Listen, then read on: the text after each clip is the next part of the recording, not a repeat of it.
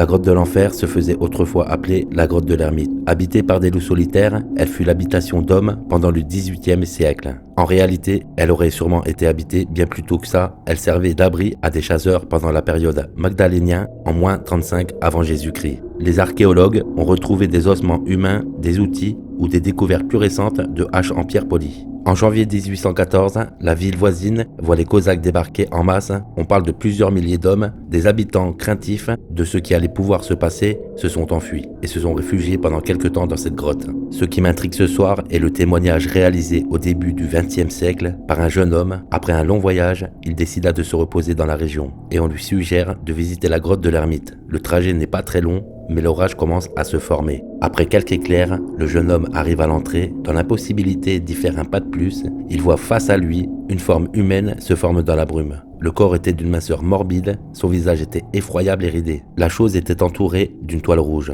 Persuadé d'y avoir vu le diable en personne, il prit ses jambes à son cou jusqu'au village. De nos jours, des cérémonies sataniques y seraient pratiquées. Toutes ces raisons m'ont mené dans cet endroit rempli d'histoires entre rites et apparitions d'y mener pour la première fois seul cette 6e enquête paranormale.